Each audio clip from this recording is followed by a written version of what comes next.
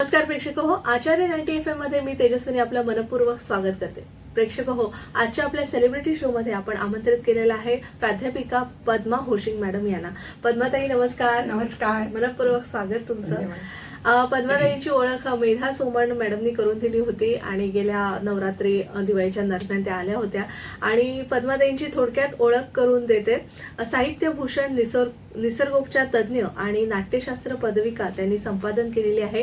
MA झालेले आहेत आणि ज्ञानसाधना महाविद्यालयात गेली 27 वर्ष त्या कार्यरत होत्या आणि विद्यापीठात देखील त्या मार्गदर्शक म्हणून काम पाहतात. आम्ही सिद्ध लेखिका आणि अखिल भारतीय मराठी साहित्य संस्था शाखा दिल्ली, गुजरात, गोवा, लंडन आणि अमेरिका या सगळ्या ठिकाणी त्या कार्यरत आहेत. म्हणजे त्यांच्या कामाचा ओघ तुम्हाला दिसून आला असेल. आणि 3 वर्षात 3000 लेखिकांची संघटना त्यांनी स्थापन केलेली आहे आणि नाट्य परिषद ठाणे शाखेच्या प्रसिद्धी प्रमुख तसंच सहकार्यवाह म्हणूनही त्या कार्यरत आहेत. अशा आपल्या फार म्हणजे हरहुन्नरी कलाकार म्हणूया आपण त्यांना आणि शिक्षिका देखील, हाडाच्या शिक्षिका आपल्याला आज सेलिब्रिटी शो मध्ये लाभलेल्या आहेत. तर पद्माताई नमस्कार. पुन्हा एकदा तुमचं स्वागत आहे आमच्या स्टुडिओमध्ये. आणि आज तुमचा सगळा हा कार्याचा धांडोळा तर घेणारच आहोत, पण सुरुवात म्हणजे शिक्षिका व्हायचं तुम्ही ठरवलं होतं किंवा घरात काही आई वडिलांकडून पार्श्वभूमी होती का? कारण तेव्हा सुद्धा बरेचसे ऑप्शन्स आता महिलांना होते, तर तुम्ही काय शिक्षिकाच व्हायचं असं कधी ठरवलं? सर्वप्रथम मी आचार्य FM 90चे आभार मानते की आज आपल्याशी संवाद साधण्याची संधी मला इथून मिळालेली आहे. तर माझ्या म्हणजे एकंदर प्रवास म्हटल्यानंतर शिक्षिका व्हायचं हे का ठरवलं होतं, कारण माझं सगळीच सुरुवातच माझी आयुष्याची उशिरा झालेली. फक्त लग्न तेवढं माझं लवकर झालं. अच्छा. 18व्या वर्षीच माझं लग्न झालं, त्याच्यामुळे शिक्षण माझं तेव्हा अर्धवट राहिलं. परंतु सासर मला खूप छान मिळालं. पती माझे मुंबई हायकोर्टामध्ये वकील. अच्छा. आणि माहेर माझं मराठवाड्यातलं एकदम मागासलेलं छोटंसं गाव होतं. त्या गावातनं डायरेक्ट मी मुंबई महानगरामध्ये आले. अच्छा. घरातलं सगळं बॅकग्राऊंड आमचं वकील. सासरे माझे वकील, मोठे दीर माझे जज, मिस्टर माझे मुंबई हायकोर्टात वकील, धाकटे दीर जाऊ माझे वकील. घरानं सगळं आमचं वकिलांचं. पण त्याच्यामुळे मला शिक्षणासाठी पाठिंबा घरातनं खूप मिळाला. सासूबाईंचा स्वतः पाठिंबा असायचा, कारण लग्न लवकर झाल्यामुळे माझं शिक्षण अर्धवट राहिलं होतं. आणि तेव्हा माझ्या मिस्टरांनी शब्द दिला होता की तुला शिकायचं असेल तर तुला शिक्षणाला अडचण येणार नाही. बरोबर. मग त्यांच्या पाठिंब्यामुळे मी नाईट कॉलेजला शिकले. अच्छा. ठाणे नाईट कॉलेजला लहान मुलं होती, पाठोपाठ मुलं झाल्यामुळे नाईट कॉलेजला BA मी तिथे केलं. आणि 3 वर्ष चांगला प्रथम क्रमांक मिळाल्यामुळे शिक्षणाचा जरा आत्मविश्वास वाढला की संसार सांभाळून, मुलं सांभाळून, घरच्यांचा प्रतीचा थोडा पाठिंबा असेल तर स्त्री काहीही करू शकते. बरोबर. आणि तो पाठिंबा माझ्या नशिबाने मला भक्कम लाभल्यामुळे मग एकदा सुरुवात केली की पाठोपाठ मी 8 वर्ष शिकले आणि 8 वर्षात माझ्या सलग 5 पदव्या MA पर्यंत मला मिळाल्या. आणि मग त्यानंतर अर्थातच शिक्षिका म्हणून आपण उभं राहायचं हे स्वप्न माझं त्यातून निर्माण झालं. BA नंतर मी घरातल्या एकंदर परिस्थितीमुळे लॉला ऍडमिशन घेतलं होतं, परंतु मला ते जरा रुक्ष वाटायला लागलं. आणि मग विद्यार्थ्यांमध्ये जरा मन थोडंसं माझं आधीच रमत होतं आणि आवडत होतं मला. आणि म्हणून मग BEdला नंबर लागला आणि मग शिक्षिका म्हणून मी तिथनं रुजू झाला. ज्ञानसाधना फार महत्वाचं कॉलेज आपण ओळखतो, त्याची एक वेगळी ओळख आहे. तर ज्ञानसाधनाच्या काही आठवणी आमच्या बरोबर शेअर करू शकता? मला वाटतं मेधाताईंची ओळख तिथेच झाली. आणि ज्ञानसाधनामध्ये मी 96-97 ला मी तिथे रेग्युलर प्रोफेसर म्हणून इथे होते तिथे. परंतु नंतर ती जागा राखीव NT सीटला गेली. त्याच्यामुळे मला तिथे रेग्युलर प्रोफेसर म्हणून राहता नाही आलं. परंतु तिथे 2 वर्षाचा माझा अनुभव कॉलेजनी बघितला आणि एकंदर माझी शिकवण्याची पद्धत बघितल्यानंतर मग त्यांनी मला सांगितलं की, आणि मला तसं टेम्पररी राहायचं नव्हतं. मला माझ्या जॉबसाठी पुढे मला पेन्शनसाठी मला माझं सलग जॉब होणं मला गरजेचं वाटत होतं. म्हणून मग मी त्यांना म्हटलं की मला असं टेम्पररी जमणार नाही. म्हणून मग मला दुसरी मंगला हायस्कूलमध्ये मला रेग्युलर ग्रँटेड शाळेत जॉब मिळाला. मग मला ज्ञानसाधना कॉलेजनी मग मुक्त विद्यापीठासाठी मग मला त्यांनी म्हणाले की तुम्ही आमच्या इथे तरी शिकवा. आणि मग मी 97 पासून आता मागच्या वर्षी मी पुण्यात शिफ्ट होईपर्यंत जवळजवळ 27 वर्ष यशवंतराव चव्हाण मुक्त विद्यापीठाला मार्गदर्शक प्राध्यापिका म्हणून आणि मराठी विषय BA first year, second year, third year 3 वर्षाचा मराठी विषय हा माझ्याकडे होता. आणि तो 27 वर्ष त्या विद्यार्थ्यांना शिकवण्याचा, रेग्युलर विद्यार्थ्यांपेक्षा त्या विद्यार्थ्यांना शिकवण्याचा फार चांगला अनुभव मला मिळाला तिथे. आता डायरेक्ट आपल्या साहित्याची जर तुम्हाला आवड आहे त्या अनुषंगाने आम्ही सिद्ध लेखिका ही जी तुम्ही व्यासपीठ महिलांसाठी उपलब्ध करून दिलं, कारण आपण प्रत्येक जणी काही ना काही छंद म्हणा किंवा व्यवसाय, छंदाचं रूपांतर व्यवसायात करणाऱ्या सुद्धा महिला आहोत आणि अष्टपैलू महिला आहोत सगळ्या, कारण आपण घर सांभाळतो, नंतर मुलं सांभाळतो, आपल्या पतींना सांभाळतो, सासू सासऱ्यांना सांभाळतो, हेच नाही तर आपल्या माहेरच्या सगळ्या लोकांना सांभाळतो, सासरच्या माणसांना सांभाळतो आणि मुलांना सांभाळतो. तर हे सगळं व्यवधान करताना आपण नोकरी, व्यवसाय हे पण करतो, हे सगळे छंद जोपासतो आणि त्यातून काही लेखिका असतात, काही गायिका असतात, काही नृत्यांगना असतात. तर तुम्ही खास लेखिकांसाठी, तुम्हाला साहित्याची आवड आहे म्हणून सिद्ध हस्त लेखिका हे जे व्यासपीठ तुम्ही निर्माण केलं तर त्याविषयी ऐकायला आवडेल. नक्कीच. हे माझा अत्यंत आवडीचा असा विषय आहे की माझं निवृत्ती जशी जवळ यायला लागली, 2018ला मी निवृत्त झाले, त्याआधी माझ्या सतत डोक्यात चालू होतं की लग्न लवकर झालं, मुलं लवकर झाली, मुलांचं करिअर लवकर झालं आणि त्याच्यामुळे मी रिटायर व्हायच्या आत माझ्या घरातल्या सगळ्या जबाबदाऱ्या संपल्या. म्हणजे मुलांचं शिक्षण, मुलांचं लग्न, मुलांचं करिअर, एवढंच काय मी 50व्या वर्षी आजी पण झाले. त्याच्यामुळे आजीच्याही जबाबदाऱ्या माझ्या संपल्या होत्या आणि अक्षरशः निवृत्त झाले 2018ला. तेव्हा आम्ही दोघंच घरात होतो आणि मग मला असं वाटलं की नाही, हा वेळ आपल्याला आता काहीतरी सत्कारने लावला पाहिजे. आणि म्हणून मग तेव्हाच योगायोगाने करोना चालू होतं. करोना कालखंडामध्ये बऱ्याच महिला घरामध्ये बसलेल्या होत्या. मग अशा महिलांना घरात बसून काहीतरी व्यासपीठ प्राप्त करून द्यावं म्हणून तेव्हा कराडचे ज्येष्ठ पत्रकार स्वर्गीय मोहन कुलकर्णी सर यांनी फेसबुकच्या माध्यमातून ज्या महिलांना साहित्याची आवड आहे त्या महिलांना त्यांनी फेसबुकच्या माध्यमातून आवाहन केलं आणि मग त्या आवाहनानुसार मग ते महिलांना विषय द्यायचे की तुम्ही आज या विषयावर कविता लिहा, कथा लिहा, तुमचं मनोगत व्यक्त करा, तुमचं आयुष्याचा जीवन प्रवास तुम्ही लिहा, असं काहीतरी ते सांगायचे. आणि मग तेव्हा घरात बसलेल्या महिलांना असं वाटायचं की काहीतरी आपल्याला आता व्यासपीठ मिळालेलं आहे. आणि मग त्या माध्यमातून माझी मोहन सरांची ओळख झाली. ओळख झाल्यानंतर मग त्यांचे प्रत्यक्ष मग ते आले आणि त्यांची पुढची स्वप्न त्यांनी सांगितली की मला आतापर्यंत म्हणे अखिल भारतीय मराठी साहित्य परिषदेमध्ये महिलांना फार कमी न्याय मिळालेला आहे. म्हणजे ते गेले तेव्हा जवळजवळ 97 संमेलन झाली होती, परंतु 97 संमेलनामध्ये केवळ 5 महिलांना अध्यक्षपदाचा मान मिळाला होता. त्याचा राग मोहन सरांना खूप होता की महिलांमध्ये इतर जेवढं कर्तृत्व आहे तेवढं साहित्यिक सुद्धा मोठमोठ्या महिला आपल्याकडे आहेत, तरी सुद्धा संमेलनामध्ये महिलांना हा मान का मिळत नाही. म्हणून त्यांना असं त्यांचं स्वप्न होतं की महिलांसाठी मराठी साहित्यासाठी संस्था स्थापन करायची. मग ते मुंबईमध्ये तेव्हा मी मुंबईत होते, मग इथे आले माझ्याकडे. त्यांनी सगळं त्यांचं मनोगत वगैरे व्यक्त करून दाखवलं. मग त्या निमित्ताने ठाण्यातील सगळ्या महिलांना मी एकत्रित केलं. त्यात ज्यांना साहित्यिक आवड होती त्या सगळ्या ज्येष्ठ महिला आल्या. त्यात विजयाताई वाड होत्या, माधवीताई धारपुरे होत्या, मेधाताई सोमण होत्या, प्राध्यापिका विजय पंडितराव वासंती वर्तक यांच्यासारख्या ज्येष्ठ महिलांना मी सरांच्या संपर्कामध्ये आणलं. आणि मग त्यानंतर त्यांनी स्वप्न सांगितलं की मला असं संस्था स्थापन करायची आहे, या संस्थेमध्ये ही सगळी संस्था महिलांनी चालू केली पाहिजे, असं त्यांनी स्वप्न त्यांचं बोलून दाखवलं. आणि सगळं पुढे काय करायचं काय नाही सगळी कागदपत्र सुद्धा त्यांनी माझ्याकडे सगळी तयार ठेवली होती. आणि अचानक दुर्दैव म्हणायचं आमच्या महिलांचं की त्यांना करोना झाला आणि करोनात ते गेले. मग गेल्यानंतर त्यांची जी महिलांची संघटना त्यांनी केली होती ही संघटना मला कोसळू द्यायची नव्हती. आणि नशिबाने मी तेव्हा माझ्या हातात वेळ होता, रिटायर झाले मी तेव्हा, आणि म्हटलं आता हा सरांनी उभा केलेला हा वृक्ष आपल्याला वटवृक्षात रूपांतर केलं पाहिजे, आपल्या हातात वेळ आहे. आणि मग या सगळ्या मोठ्या ज्या सिनियर होत्या विजयाताई वाड, माधवीताई घाटपुरे यांना मी विनंती केली की तुमच्यासारखं कुणीतरी अध्यक्षपद स्वीकारा, मेहनत करायला मी आहे, सगळ्या महिला इथे उभं राहतील, परंतु अध्यक्ष म्हणून तुमच्यासारखा अनुभवी ज्ञानी संपन्न व्यक्ती त्या खुर्चीत बसली तर आम्हाला मार्गदर्शन मिळेल आणि हे सरांचं स्वप्न आपण नक्की साकार करू. पण तेव्हा त्यांची प्रत्येकाला त्यांचे स्वतःचे व्याप मोठे होते. त्याच्यामुळे सगळ्यांचं म्हणणं असं पडलं की तू त्यांच्या सहवासामध्ये होती, तुला आता हातात वेळ भरपूर आहे, तुला साहित्याची आवड आहे, तुला आताच याचं साहित्यभूषण पुरस्कार मिळालेला आहे आणि आम्ही सगळे तुझ्या पाठीशी आहोत.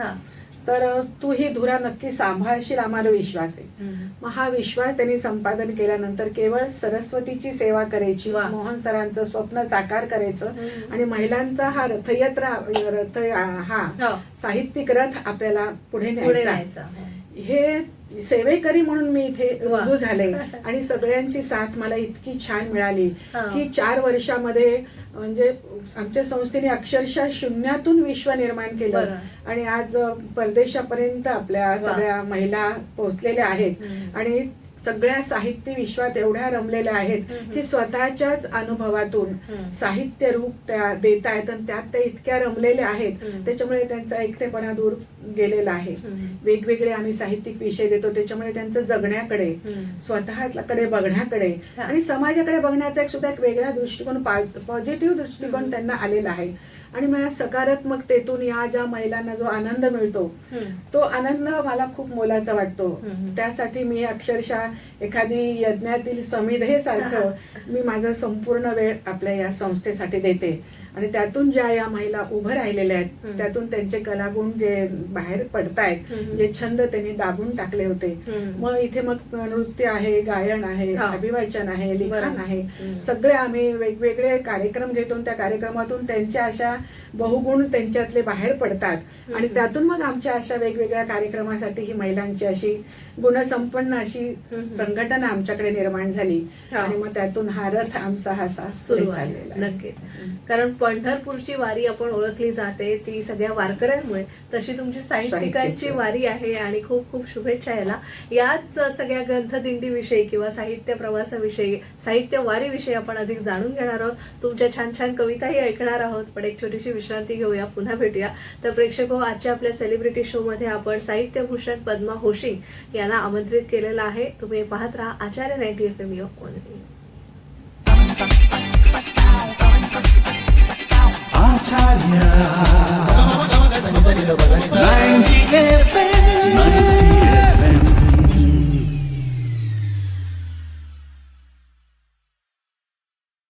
विश्रांतीनंतर तुम्हा सगळ्यांचं पुन्हा एकदा स्वागत. तुम्ही ऐकत आहात आचार्य 90 FM ऑन रेडिओ आणि आज आपण सेलिब्रिटी शो मध्ये प्राध्यापिका साहित्यभूषण पद्मा होशिंग मॅडम यांना आमंत्रित केलेलं आहे. पद्माताई, खरं तर मला फार उत्सुकता आहे तुम्ही कोणकोणते साहित्य प्रकार हाताळले आहेत त्याचा. पण मला वाटतं माझा म्हणजे विंदा करंदीकरांची नात असल्यामुळे फार उजवा कोपरा असा आहे की कवितेचा म्हणजे हृदयाचा कोपरा खास कवितेसाठी राखून ठेवला आहे. तर मला कविता तुमच्या पहिल्या सुरुवातीला ऐकायला आवडतील आणि नंतर आपण तुमच्या इतर साहित्य प्रकारांचा आस्वाद घेऊया. जसे इतर साहित्यिक आपला प्रवास कवितेपासून करतात तसं माझाही साहित्यिक प्रवास हा कवितेपासूनच झालेला आहे. तसं शाळा कॉलेज असताना प्रासंगिक कार्यक्रमातून मुलांना मी छोट्या छोट्या कविता कशी लिहायची किंवा कविता शिकवतानाही मला एक वेगळी त्या विषयातून वेगळी कविता काहीतरी सुचवायची. पण आपण कवयित्री होऊ असं कधी मला वाटलं नव्हतं. पण जेव्हा हे सगळ्या महिलांबरोबर माझा लेखनाचा प्रवास सुरू झाला तेव्हा अर्थातच वेगवेगळ्या प्रासंगिक कविता मला लिहायला जास्ती आवडतात. कारण समाजाकडे बघताना सुद्धा अनेक अशा काही दुःखद प्रसंग आपल्याला दिसायला लागतात. मग ते प्रसंग कुठेतरी आपल्या मनामध्ये ते असं पसरतात आणि त्यातून काहीतरी अचानक निर्मिती होते. तर अशा काही प्रासंगिक कविता माझ्या आहेत, त्यातल्या मला आवडत्या 1-2 कविता मी इथे सादर करते. तर त्या कविते पाठीमागे थोडीशी अशी एक पार्श्वभूमी आहे की मी जेव्हा जॉबला जायची तेव्हा तिथे एक असं गल्लीमध्ये वेश्या तिथे उभं राहिलेल्या असायच्या आणि त्यातलं अतिशय कोवळ्या अशा तरुण एक अशी मुलगी विवाहितच होती. परंतु ती सतत मला असं तिचा चेहरा तसा वाटायचा नाही व्यवसायासारखा, पण काय माहिती त्यात मला तो चेहरा सतत मला असं वाटायचं की ती आपल्यातली कुणीतरी असावी. ती तिथे जाण्यामागे काहीतरी तिच्या पाठीमागे एक इतिहास असावा, दुःख असावं, वेदना असावी. ती तिथे सुखासुखी गेलेली नाहीये. बरोबर. मला असं वाटलं, पण मध्येच तिचं दिसणं तिथनं नाही दिसायला नाही लागली ती. तेव्हाही मला दुःख वाटायला की ही गेली कुठे, तिने आत्महत्या तर केली नसेल स्वतःची, काहीतरी तिचं स्वतःचं बदल झालं असेल, कुठे गेली ही. मग तिच्या त्या सतत मला तिचं जाणीव व्हायला लागली, तिच्या पाठीमागचं दुःख मला जाणवायला लागलं. समाजामध्ये अशा असणाऱ्या स्त्रियांच्या वेदना मला जाणवायला लागल्या आणि त्यातून एक मला सुचलेली एक कविता आहे ती मी सादर करते. आणि नंतर आपल्या समाजात अजूनही दारिद्र्यात जगणारी मुलं कशी आहेत त्याबद्दल एक सांगते. हा. तर ही ती म्हणून माझी एक कविता आहे की मी साहित्य संमेलनामध्ये माझी कविता खूप आवडली होती. आणि याच कवितेवरून माझं असा एक जाई जुई म्हणून माझा एक असा स्वतःचा आता नवीन पुस्तक येते. त्याच्यात जाई म्हणजे कथा आणि कविता, माझ्याच कवितेची मी केलेली कथा आणि माझ्याच कथेची मी केली कविता. तर असं येतं तसे या कवितेवरून मी केलेली कथा आहे. त्या कथेला पण मसापचा पुरस्कार मिळालेला आहे. तर ती माझी दुःख त्या समाजाचं व्यक्त करणारी ही कविता. ती गेली कित्येक वर्ष मी बघत आले त्यांना, गेली कित्येक वर्ष मी बघत आले त्यांना, ठराविक ठिकाणी ठराविक वेळेला, ठरलेल्या साज शृंगारात उभ्या असताना, ठरलेले हावभाव करून पुरुषांना बोलावताना, ठरलेले पुरुषही आजूबाजूला रेंगाळताना, ऑफिसमधून येताना त्या वळणावर मला दिसणारे रोजचे हे दृश्य. त्या चार चौघीत एक शांत निर्विकार उभी असायची. साज शृंगार न करताही ती त्यांच्यात उठून दिसायची. उंच, गोरी, देखणी, सडपातळ आणि सोज्वळ एखाद्या मूर्तीसारखी ती दिसायची निश्चल. पण बऱ्याच दिवसात ती तिथे दिसलीच नाही. विचार येऊ लागले मनात काही बाही. न ओळखताही ती ओळखीची झाली होती. तिला रोज बघण्याची सवय लागली होती. तिची रिकामी जागा बघून मी अस्वस्थ झाले. मन सारखा तिचाच विचार करू लागले. का नाही जमलं आपल्याला तिला कधी भेटायला? का नाही जमलं कधी तिची व्यथा समजून घ्यायला? कशी सहन केली असेल शरीराची वेदना? कशा लपवल्या असतील मनातील भावना? कसे तोडवले असेल स्वतःच्या स्वप्नांना? कितीदा मेली असेल रोजचे जीवन जगताना? आपणच कमी पडलो तिला समजून घ्यायला. बाई असूनही मी समजले नाही बाईला. पण एक दिवस अचानक ती कॉलेज बाहेर दिसली. एक दिवस अचानक ती कॉलेज बाहेर भेटली. तिच्या सोबत तिची शिकलेली मुलगी दिसली. धरला होता प्रेमाने तिचा हात मुलीने. धरला होता प्रेमाने तिचा हात मुलीने. बदलली होती जागा मुलीची शरीर विकून तिने. बदलली होती जागा मुलीची शरीर विकून तिने. हे वास्तव आहे. हृदयद्रावक कविता आहे. कारण काय हल्ली मुलींची विक्री होते किंवा त्यांना गर्भ असतानाच त्यांचं गर्भहत्या, भ्रूणहत्या होते. तर फार विदारक हे वास्तव आहे आणि ते फार असं तुम्ही मोजक्या शब्दात आणि छान मांडलेलं आहे. आणखी एखादी कविता ऐकायला म्हणजे मला सामाजिक जे काही आता बघायला मिळतं काही व्याकुळ होतं त्याच्यामुळे. असं जे आपण म्हणतो की खूप श्रीमंती वाढलेली आहे, खूप आपल्याकडे बदल झालेला आहे, असं नाही. अजूनही गरिबीमध्ये झिजणारे, रडणारे, उडणारे आणि मरणारेही अजूनही तेवढेच आहेत. आणि आपण स्त्री पुरुष समानतेसाठी हे करतो, चर्चा करतो, मागणी करतो, परंतु त्याच्याही खाली समानता अजून आपल्या मानवामध्ये येणं गरजेचं आहे. मानवामध्ये जर समानता आली तर समाजातले अनेक प्रश्न कमी होतील. तर त्याची मला हेच एक दुःख मला या कवितेतून मी व्यक्त केलेलं आहे. मुलगी किंवा मुलगा, मुलगी किंवा मुलगा, मुलगा किंवा मुलगी, काय फरक पडतो? आपल्या देशात दोघांनाही समान संधी. दोघांचाही जन्म बहुधा बलात्कारातून. त्या खालच्या समाजातल्या लोकांचं ज्यांना घरदार नाही, रस्त्यावर पडलेले आहेत. दोघांचाही जन्म बहुधा बलात्कारातून. घरात नवऱ्याकडून तर बाहेर अधम नराकडून. दोघांनाही समान संधी उपाशी आईच्या पोटात राहण्याची. दोघांनाही समान संधी उपाशी आईच्या पोटात राहण्याची. आई बरोबर रडण्याची, कुडण्याची आणि बापाच्या लाथा खाण्याची. जन्मानंतरही दोघांना समान संधी. कुपोषित आईसवे कुपोषणाला सामोरी जाण्याची आणि त्यातून जगलेच तर मुलगा होईल बालमजूर, तर मुलगी बेजार कचऱ्यातील कागद गोळा करून. दोघांनाही समान संधी शिक्षणापासून वंचित राहण्याची आणि सुधारगृहातून पळून जाण्याची. दोघांनाही समान संधी पोलिओ, क्षय किंवा एड्स होण्याची, चौकात चौकात भीक मागण्याची, रस्त्यावर झोपण्याची आणि श्रीमंताच्या गाड्याखाली चिरडून मरण्याची, कदाचित कदाचित कोणाच्या तरी कवितेचा विषय होण्याची.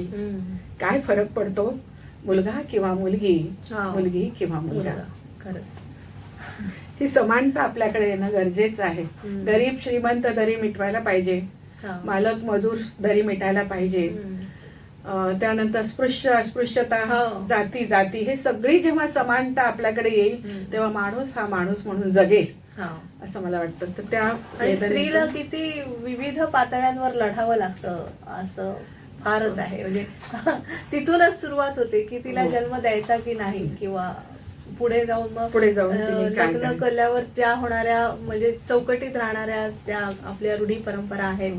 त्यात तर माझ्याच अनुभवातून मी ती चौकट एक लिहिलेली आहे की माझ्याच घरात मी बघितलेल्या 3 पिढ्या. माझी पणजी कशी जगायची, आजी कशी जगायची, आई कशी जगत होती आणि मी आता कुठे आहे. जर आताचं वातावरण त्या काळामध्ये खरं कितीतरी त्या महिलांजवळ गुण होते, कर्तृत्व होतं, सगळं काही होतं, परंतु केवळ संधी न मिळाल्यामुळे त्या अशा चौकटीत बंदिस्त जगल्या. आणि मग तो स्वानुभवातून या 3 पिढ्या कशा बदलत गेल्या, तर ती एक कविता आम्ही सादर करू का? हो, ते आपण शेवटी घेऊया. आणि मला थोडंसं तुमच्या कवितेबरोबरच तुम्ही बरेच वाङ्मय किंवा साहित्य दर्शन थोडंसं आम्हाला करून द्या अशी विनंती करते. नक्की. माझ्या साहित्य निर्मिती मागे सुद्धा एक प्रेरणा आहे. आता मी तुम्हाला म्हटलं की मी शाळेत शिकवते, मी कॉलेजमध्ये शिकवते. आपण महाराष्ट्रात राहतो, मराठी ही आपली मातृभाषा आहे. मग या मुलांना शिकवता आपला इतिहास, आपलं संत साहित्य आपल्याकडलं काहीही मुलांना माहिती नाही. याला मुलांना दोष द्यायचा नाही, कारण घरामध्येच मराठी वातावरण आता उरलेलं नाहीये. आई वडील सुद्धा आपल्या मातृभाषेतून मुलांशी संवाद साधत नाहीत आणि त्यामुळे आपला इतिहास, आपलं वाङ्मय, आपलं संत साहित्य, आपली त्यांची प्रेरणा, संतांचं एवढं मोठं हे काही मुलांना माहिती नाही. तो अनुभव मला शिकवताना आला. कॉलेजच्या मुक्त विद्यापीठाच्या विद्यार्थ्यांना मी शिकवलं तेव्हा नामदेव आणि जनाबाईंचं नातं काय आहे, तर त्यांनी सांगितलं नवरा बायकोचं नातं आहे.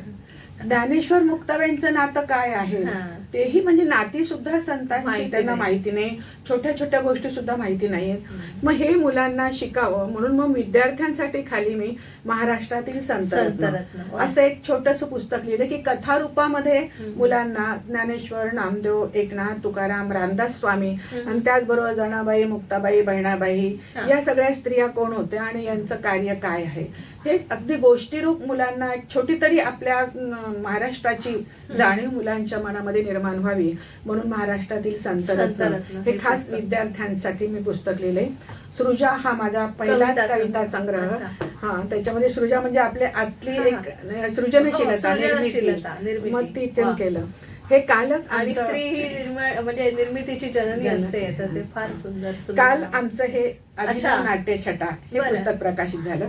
हे याचं नाट्यशास्त्राचा जेव्हा आम्ही अभ्यास केला तेव्हा माझ्या बरोबर माझ्या सिनियर मैत्रिणी प्राध्यापिका विजया पंडितराव, तो अभ्यास करताना त्या अभ्यासक्रमात आम्हाला नाट्य छटाकार दिवाकर कृष्ण यांचा समावेश होता. मग ते अभ्यास त्यांना आम्हाला असं आठवलं की 1913 दिवाकर कृष्णाने नाट्यछटा लिहिल्या आणि तो खरा अभिनयाचा सगळ्यात हा महत्वाचा पाया इथून घातला गेलेला आहे.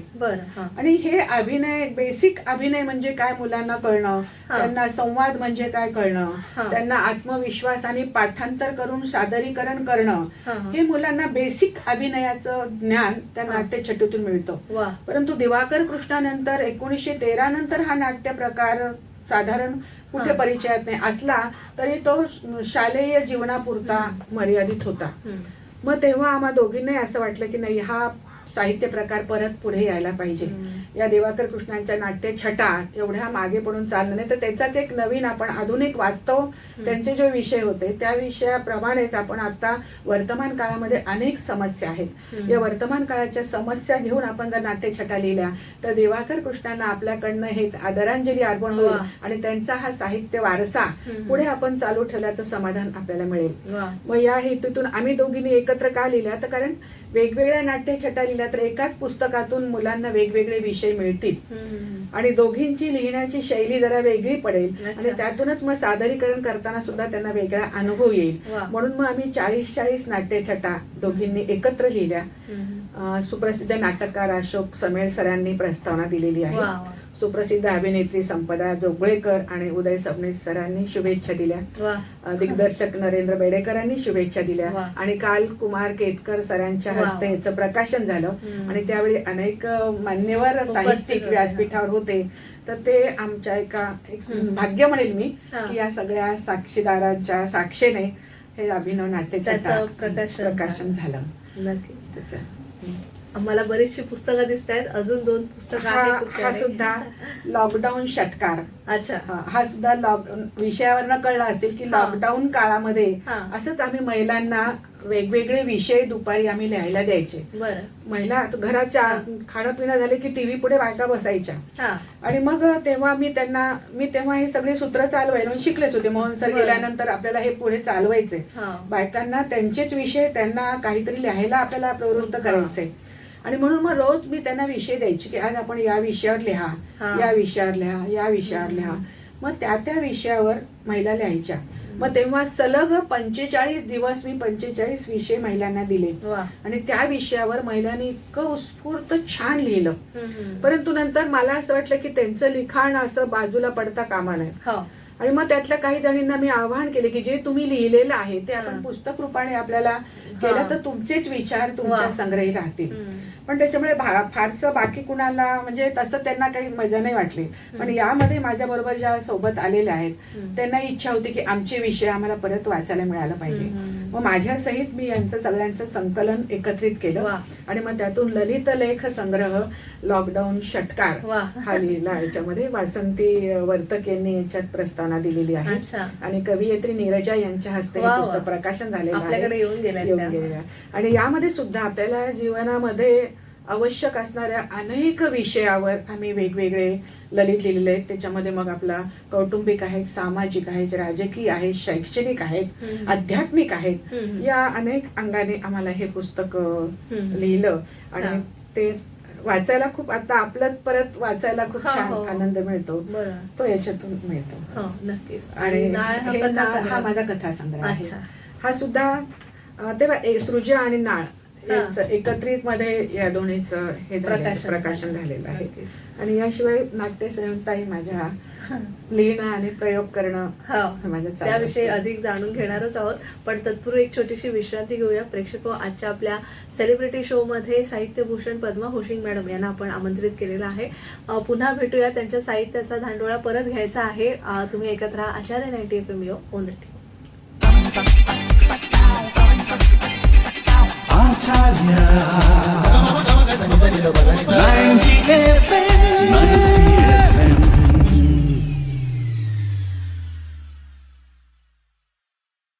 त्यानंतर तुम्हा सगळ्यांचं पुन्हा एकदा स्वागत. तुम्ही ऐकत आहात आचार्य 90 FM ऑन रेडिओ आणि आज आपण सेलिब्रिटी शो मध्ये साहित्यभूषण पद्मा होशिंग मॅडम यांना आमंत्रित केलेलं आहे.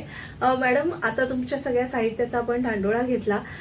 त्याच्यामध्ये कविता संग्रह आहेत, नाट्यछटा आहेत आणि कथा संग्रह देखील आहेत. पण त्या व्यतिरिक्त मेधाताईंनी मला तुमच्याबद्दल खास सांगितलं ते म्हणजे तुमचे छान छान कार्यक्रम बसवता. म्हणजे नवरात्र विशेष असेल, महिला दिन विशेष असेल किंवा महाराष्ट्र दिनाच्या अनुषंगाने असेल, प्रजासत्ताक दिन किंवा स्वातंत्र्य दिनाच्या विशेष असेल, असे म्हणजे महिलांचे जे जे कंगोरे आहेत ते तुम्ही मांडण्याचा प्रयत्न करता किंवा आपल्या देश, संस्कृती आणि ह्याला धरून देव, देश, धर्म आणि देश या सगळ्याला धरून तुम्ही छान छान कार्यक्रमांची आखणी करता, त्याचं निवेदन सुंदर लिहून काढता आणि ते सादरीकरण देखील उत्तम करता. तर त्यातले काही मोजके म्हणजे मी झाले मोकळे आकाश हा पाहिलेला आहे किंवा नवरात्रामध्ये तुम्ही देखील छान कार्यक्रम करता. तर त्या सगळ्या कार्यक्रमाची बांधणी ती तुम्ही कशी केली किंवा ती संकल्पना तुम्हाला कशी सुचली? माझा सगळ्यात आधी आहे ते अशिमी अशिमी. अच्छा. अशिमी अशी माझी पहिली नाट्य संहिता आहे. ही लिहिण्यामागची प्रेरणा अशी मिळाली की मला असा छंदच लागला होता की स्त्री जाणीवा व्यक्त करणारी कविता दिसली की ती लिहून काढायची. अशा स्त्री जाणीवा व्यक्त करणाऱ्या अनेक कविता मी लिहिल्या. ती लिहिल्यानंतर मला असं वाटलं की या कवितेमध्ये या कवितेतून आपल्याला काहीतरी एखादी निर्मिती करता येईल की जेणेकरून या कवितेतील व्यथा आपल्याला सगळ्यांपर्यंत पोहोचता येतील. मग त्या अनुषंगाने मला असं वाटलं की आपण स्त्री जन्मापासून तर स्त्री मृत्यूपर्यंत आपण असं कवितेचा आलेख केला तर त्या कवितेतून तिचा जीवन प्रवास आपल्याला मांडता येईल. आणि आतापर्यंत असं काव्य नाट्य असं काही कुठलं झालं नाही की तिथे एकाच याच्यामध्ये तुम्हाला काव्य पण मिळेल, नाट्य पण मिळेल, संगीत गायन पण मिळेल, अभिनय मिळेल, निवेदन मिळेल, सगळंच मिळेल. म्हटलं असं एकाच साहित्य कृतीतून आपल्याला काय विविधतेने काय सादरीकरण करता येईल असं मला डोक्यात माझ्या हे करत होतं. आणि मग महिला दिन 2018चा महिला दिन होता तेव्हा आमच्या नाट्य परिषद ठाणे शाखेचे जे कार्यवाह नरेंद्र बेडेकर ते मला म्हणाले की पद्माताई तुम्ही तुमच्याकडे एवढ्या कविता आहेत, काहीतरी नेहमीच तुम्ही काहीतरी बोलत असता तर त्याचा काहीतरी उपयोग करा ना. म्हणजे मूळ प्रेरणा मला देणारे माझे मार्गदर्शक नरेंद्र बेडेकर आहेत की जे खरंच जे माझे गुरु आहेत. मला अनेक त्यांनी म्हणजे या क्षेत्रामध्ये मला पुढे माझ्यात आत्मविश्वास द्यायचं काम त्यांनी केलेलं आहे. तर मला म्हणाले नुसतंच लिहून काय ठेवताय, त्याचा काहीतरी उपयोग करा. बरोबर. आणि मग मला असं वाटलं की नाही आपल्याकडे ज्या कविता आहेत त्यातल्या ज्या ज्येष्ठ कवयित्री आहेत की ज्यांना आपल्याला त्यांचा आदर्श समोर ठेवता येईल म्हणून त्या काही कविता आपण घेऊयात आणि आपल्या स्वलिखित अशा काही कविता घेऊयात की ज्याच्यामध्ये जीवन प्रवास आपल्याला स्त्रीचा मांडता येईल. म्हणून वेदकाल ते आधुनिक काल स्त्री जीवनाचा प्रवास सांगणाऱ्या अशा काही कविता मी निवडल्या. मग त्या कवितेतून मग गाणी गुंफली. त्या आधारे मग एकंदर अभिनयासाठी आशा आणि निराशा अशा 2 व्यक्तिरेखा मी उभ्या केल्या. आशा जी होती ती स्त्रियांनी केलेला सकारात्मक प्रवास किंवा तिची प्रगती दाखवणारी आशा होती. तर अजूनही स्त्री कुठल्या याच्या लेवलला आहे, अजूनही तिला पारतंत्र्य म्हणा किंवा असमानता म्हणा किंवा तिची घुसमट म्हणा किंवा अपमानास्पद वागणूक म्हणा हे तिला अजूनही किती सहन करावा लागतो. म्हणजे सकारात्मक आणि नकारात्मक या 2 मुख्य भूमिका मी तिथे उभ्या केल्या. आणि त्या अनुषंगाने मग प्रत्येक तिच्या बालपणापासून ते तिच्या तारुण्यापर्यंत, लग्नापर्यंत, विवाहाच्या गृहिणीपणापर्यंत तर देवा सुंदर मरणा देई इथपर्यंत तो जीवन प्रवास मी त्यांचा घेतला. आणि मग त्याच्यामध्ये आपोआप नृत्य आलं, गायन आलं, नाट्य आलं, काव्य आलं. हे सगळं असल्यामुळे 2.5 तासाचा तो कार्यक्रम आमचा इतका सुंदर बसला गेला आणि त्याचे सलग 18 प्रयोग झाले त्याचे. आणि मग कोरोनानंतर मात्र मग थोडस माझी इकडे संस्थेचं कामकाज खूप वाढलं आणि त्याचं मग सादरीकरणाचा त्याचा खर्चही आमचा मोठ्या प्रमाणात येत होता कारण आम्ही LED वापरायचो. LED वरनं आम्ही सगळा वेदकाल उभा करायचा. मग ते वेदकाल भर जरी ग पितांबरीला फाडून मग ते त्या काळातली गाणी घ्यायची, त्या काळातलं थोडस मग ते LED वर आम्ही तो इतिहास दाखवायचा आणि वर्तमान काळात आम्ही त्यांचं केलेलं सादरीकरण. मग त्याचा खर्चाचा आवाका मोठा होता. सादरीकरणाची टीम आमची 20-22 लोकांची होती. मग बाहेर ठाणे पुणे आमचे प्रवास झाले. पण बाहेर जायचे म्हणजे एवढ्या लोकांना घेऊन जायचं मग आमच्या वेळा जमेनात. मग त्याच रूपांतर मी छोटं केलं ते झाले मोकळे आकाश. मग याचं मी स्वातंत्र्योत्तर कालखंड घेतला. वेदकाल मी सोडून दिला कारण लोकांना 2.5-3 तासाचा कार्यक्रम बघणं पण लोकांना अवघड झालं. खर्चाचा आवाका झेपणंही लोकांना अवघड झालं आणि मग तो कार्यक्रम कुठेतरी बाजूला पडल्यासारखा झाला. मग सगळे म्हणायचे नाही तुमचा तेवढा आहे छान, आम्हाला आवडलं, आम्हाला खर्च झेपत नाही. आणि मग तरी सुद्धा आम्ही म्हणजे फक्त खर्च घ्यायचो, आमचं मानधन कुणीच मागत नव्हतं. पण जो LED उभं करणं, ते वेशभूषा आहे, साऊंड सिस्टीम आहे, हे सगळं आम्हाला 50-55 हजार रुपये खर्च यायचा. पण ते द्यायला सुद्धा लोकांना बऱ्याच वेळेला म्हणजे मोठे मोठे राजकारणी लोक असेल तरच ते करायचे. सामान्य छोट्या मोठ्या संस्थांना ते जमत होतं की ज्यांच्यापर्यंत आम्हाला पोहोचायचं. मग मीच त्यातून असा मार्ग काढला की त्याचा आवाकाच कमी करायचा. म्हणून तो स्वातंत्र्यपूर्व कालखंड मी बाजूला ठेवला आणि स्वातंत्र्योत्तर कालखंड घेऊन मग त्याच्यामध्ये आता तुम्हाला म्हटलं तर स्त्री जीवन जाणीव आहे. त्याच्यामध्ये माझ्या जवळजवळ सगळ्या कविता माझ्याच आहेत. त्याच्यामध्ये फक्त यांची लक्ष्मीबाई टिळकांची एक कविता आहे, पद्मा गोळेची एक कविता आहे आणि तो फक्त बोलायचा. ही अमृता प्रीतमची हिंदी कवितेचा अनुवाद केलेला आहे. आणि मग बाकी त्यातल्या सगळ्या कविता या माझ्याच आहेत. तर याच्यातून स्वातंत्र्योत्तर कालखंडाचा प्रवास आम्ही मांडतो. पण हे लोकांना मग वेळेच्या आणि हे इतका फ्लेक्झिबल कार्यक्रम आहे की तुम्हाला 2 तास हवा, आमच्याकडे 2 तास तयार आहे. 1.5 तास हवा, 1.5 तास तयार आहे. 1 तास हवा कारण कविता कमी केल्या, गाणे कमी केले, निवेदन कमी केले की आमचा तो प्रवास मी तर त्या प्रवास मी ठेवून दिला. हा आपल्याला 1 तासाचा प्रवास आहे, हा 1.5 तासाचा प्रवास आहे, हा 2 तासाचा प्रवास आहे. त्याप्रमाणे ते जीवन तेवढा प्रवास व्यवस्थित येईल तर तसं त्याचं आम्ही आखणी करून ठेवलेली आहे. आणि मग त्यातून या महिलांना सुद्धा कळतं मग कविता कशी सादर करायची, पाठांतर कसं करायचं, सादरीकरण कसं करायचं, त्या पाठीमागच्या कवितेतल्या भावना कशा आपल्याला पोहोचवायच्या. मग आपोआपच अशा वेगवेगळ्या टीम केल्यात. त्याच्यामध्ये शांता शेळकेंच्या एक टीम आहे, पद्मा गोळेंच्या कार्यक्रमावरची एक टीम आहे, मंगेश पाडगावकरांच्या कविता, गाणे, निवेदन याच्यावर एक केलेलं आहे, ऋतूवर केलेलं आहे, संत साहित्यावर दिंडी चालली पंढरी असं केलेलं आहे. मग अशा या सगळ्या महिलांना जिला सुंदर गाता येतं तिच्याकडे गाणं दिलं, जिला अभिनय छान करता येतो तिला ते दिलं, नृत्य करता येतं त्याच्यातल्या मग गाणे निवडली यांची, लावणे काय, भारुड काय, पोवाडा काय, हे सगळं. मग हे ज्यांना नृत्य येतं त्यांना त्याच्यामुळे त्यांच्या सगळ्या कलागुणांना तिथे हे मिळाला, वाव मिळाला. आणि मग ते अतिशय आनंदाने आपली घरातल्या सगळ्या जबाबदाऱ्या सांभाळून यासाठी देतात. तर त्याच्यामुळे आता कुठलाही आमच्याकडे जशी मागणी तसा पुरवठा असं मी करून ठेवलेलं आहे. तुम्हाला काय पाहिजे आमच्याकडे तयार आहे, तुम्हाला मंगेश पाडगावकर पाहिजे तयार आहे, तुम्हाला कुसुमाग्रज हवेत आमच्याकडे तयार आहे, तुम्हाला शांता शेळके पाहिजेत आमच्याकडे तयार आहे. असे साहित्यिक संस्था असल्यामुळे हेच आहे. आता पद्मा गोळेंच्या कविता खूप मागे पडलेल्या आहेत. म्हणजे जेवढे इंदिरा संत किंवा संजीवनी मराठे यांना जेवढं पुढे आलं तेवढ्या पद्मा गोळेंच्या कविता उत्तम असून सुद्धा त्या थोड्याशा मागे पडल्या.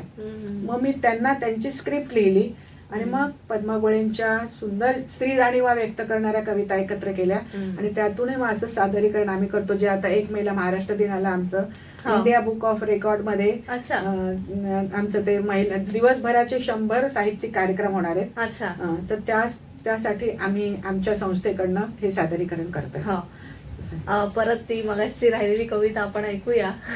तुम्ही जी सादर करणार होती ती थोडस घ्या. तर घरातल्याच माझ्या स्वतःच्या जेव्हा म्हणजे स्त्री समस्या म्हणूनच मला सगळीकडे बघायला आवडतं. म्हणजे ते काहीतरी कारण MA ला असताना सुद्धा स्त्री समस्या हाच मी विषय घेतला होता. त्याच्यामुळे विभावरी शिरूरकर माझ्या आवडत्या, गौरी देशपांडे, विभावरी शिरूरकर.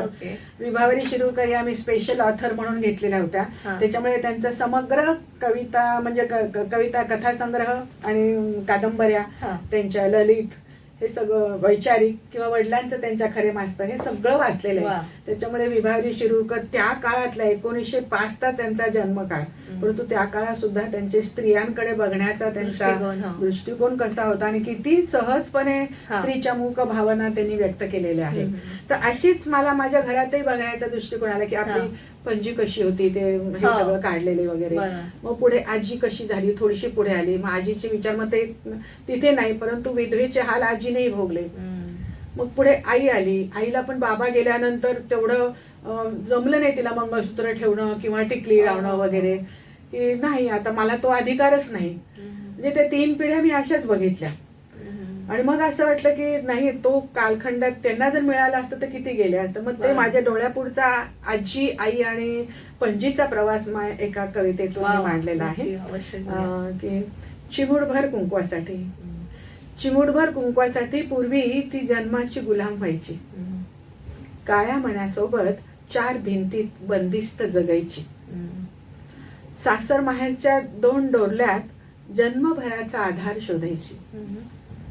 9वारी लुगड्यात स्वतःला घट्ट घट्ट बांधून घ्यायची. मन, भावना, विचार, कृतीशी नव्हते तिला देणे घेणे. परंपरेच्या जोखडात युगानुयुगे स्वतःलाच विसरून जाणे. हळूहळू कळू लागले तिला, हळूहळू कळू लागली तिला कठोर कर्माची घोर व्यथा. बदलून टाकली पाहिजे आपणच स्त्री जन्माची क्रूर कथा. सुंदर. सर्व सामर्थ्याने धडपडत ओझ्या खालून ती उठली. आत्मविश्वासाने उचलून पाऊल चौकटीच्या बाहेर पडली. आता सासर माहेरच्या 2 डोरल्याचा तीच झाली भक्कम आधार.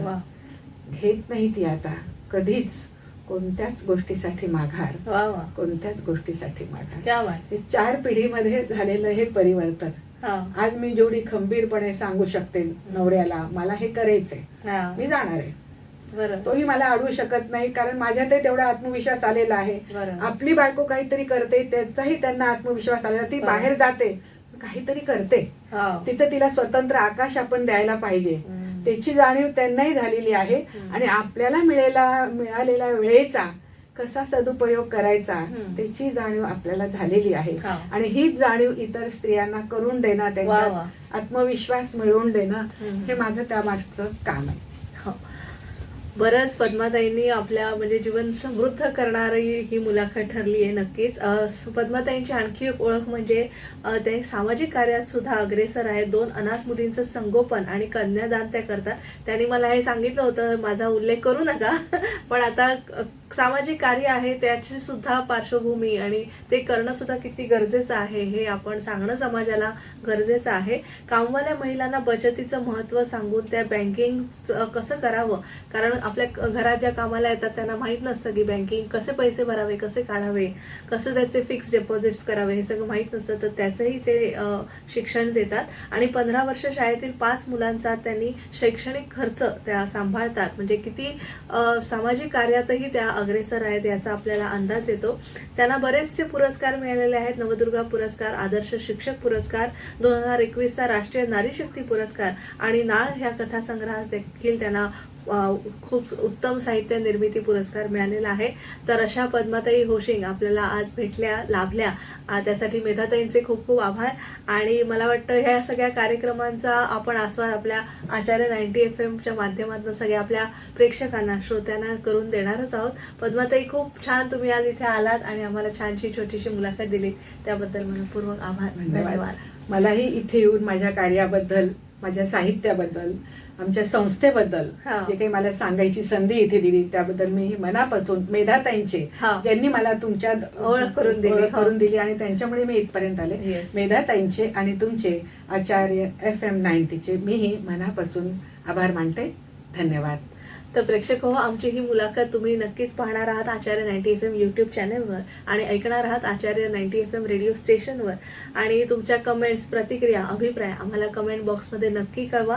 तोपर्यंत मी तेजस्विनी भेटते तुमच्या पुढील सेलिब्रिटी शोमध्ये. मला निरोप द्या. धन्यवाद.